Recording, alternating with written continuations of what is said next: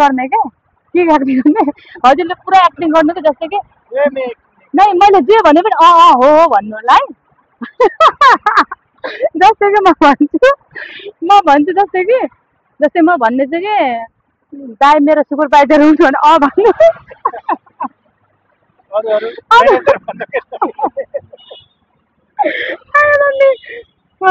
दाइ चाहिँ मेरो म्यानेजर हुन् अनि नै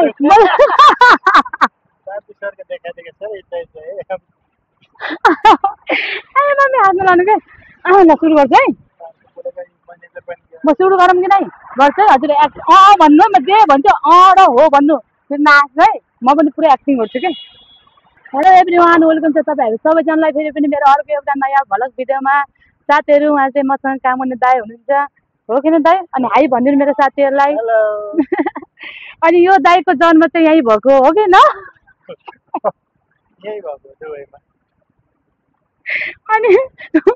यो दाइ चाहिँ मेरो सुपरभाइजर हुनुहुन्छ है साथीहरू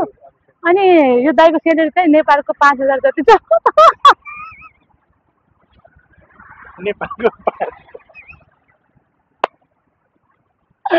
गलत भयो अनि यो दाइको स्यालेरी छ साथीहरू नेपालको 5 लाख एक वर्षमा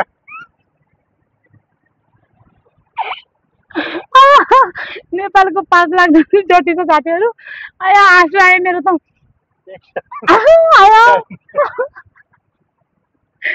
आयो अनि 5 लाख जति छ साथीहरू त्यही भएर दाइ चाहिँ अब जन्म पनि यहीँ भएको अनि नोकरी पनि सुपरभाइजरको नोकरी हो है त्यही भएर चाहिँ दाइ चाहिँ अब 5 लाख खानुहुन्छ नेपालको हो कि नि दाइ नि 5 लाख खानुहुन्छ महिनाको 5 लाख हो दाइ झुट बोल्दै हुनुहुन्छ 1 वर्षको भनेर अनि अरू भन्नु दाइ अनि हजुर नेपाल जानुहुन्छ कि नै त अनि जन्म त हजुरको यहीँ भयो अनि नेपालमा घर छ कि छैन जन्म यहाँ भएको मान्छेको नेपालमा घर हुन्छ अरबको मान्छेको अनि घर त हुन्छ नि किन्नु भएन घर अनि हजुर त नेपाली नै तर जन्म त यहाँ भएको त हजुरको त होइन र साथीहरू अनि दाइ चाहिँ अब यहीँको बासिन्दा हुनुहुन्छ क्या जन्म चाहिँ यहीँ भएको दाइको पुरै फ्यामिली चाहिँ यहीँ बस्नुहुन्छ अनि नेपालमा पनि घर छ काठमाडौँमा 7 तलेको भन्नु थियो हो कि नि दाइ 7 तलेको घर छ नि हो कि होइन 7 तला होइन हौ कति छ अनि भन्नु न 15 तलेको घर छ अरे सुन्नुभयो दाइ चाहिँ एकदमै धनी व्यक्ति हुनुहुन्छ क्या अनि सेलरी नै 5 लाख छ अनि धनी त धनी भइहाल्नुहुन्छ नि हो कि होइन साथीहरू त्यही हो के भने साथीहरू अनि तर सिङ्गल क्या सिङ्गल छ त्यही हो तिम्रो साथीहरू यताउता छ भने त्यसैले साथीहरू यदि तपाईँहरू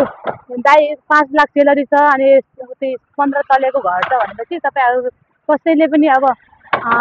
धनी व्यक्तिसँग विवाह गर्न चाहनुहुन्छ भने दाइ हुनुहुन्छ है मसँग कन्ट्याक्ट गर्नु होला म चाहिँ दाइको कन्ट्याक्ट नम्बर दिनेछु साथीहरू हुन्छ अनि पछि दाइ चाहिँ ह्यान्डसम पनि हुनुहुन्छ हेर्नु अनि कसैलाई मन पर्यो भने चाहिँ मलाई भन्नु होला साथीहरू है हामी चाहिँ अहिले गाडी पर्खेर बसिरहेको छौँ साथीहरू के गर्ने गाडी अहिलेसम्म आएको छैन बस हाम्रो बस अन्त त्यही हो साथीहरू दिनभरिको ठकाइ अनि अहिले रातपतिको चाहिँ हल्का रमाइलो है साथीहरू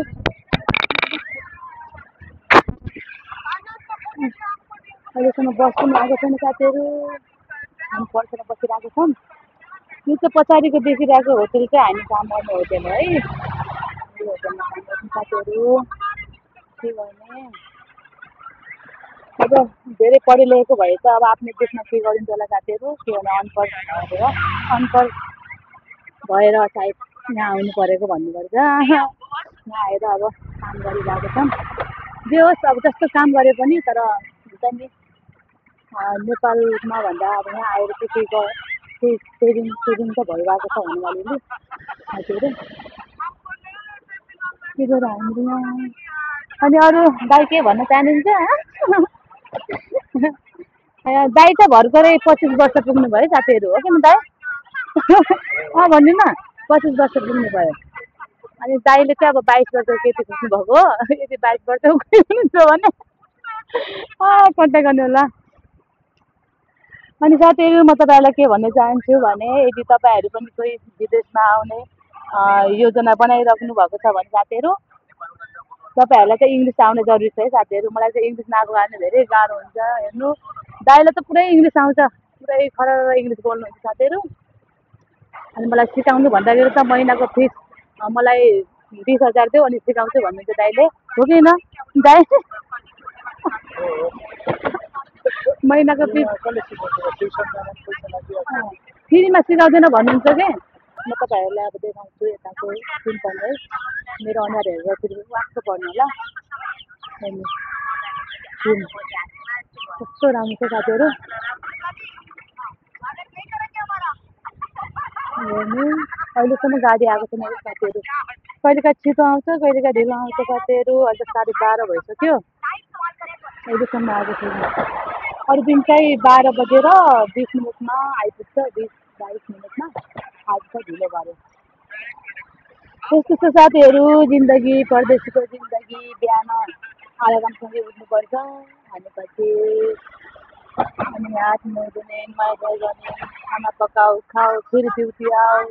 फेरि यही समयमा चाहिँ रुम जाऊ, त्यस्तै हो साथीहरू। दिनहरू यसरी नै बितिरहेको छ।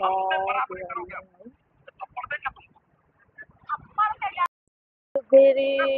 टाइम धेरै भइसक्यो, अझै पनि गाडी आएको छैन। यो चाहिँ यो गाडी आएको छ, यो गाडी चाहिँ हाम्रो गाडी होइन साथीहरू। यहाँको यसलाई के भन्छ दाइ? यो गाडीलाई बस, यो मान्छेहरू ओसार्ने होइन साथीहरू। हाम्रो गाडी आइसक्यो, अब त हामी जानु लाग्यो है फेरि पनि। ल हस् त बाई, फेरि पनि अर्को भिडियोमा भेटौँला।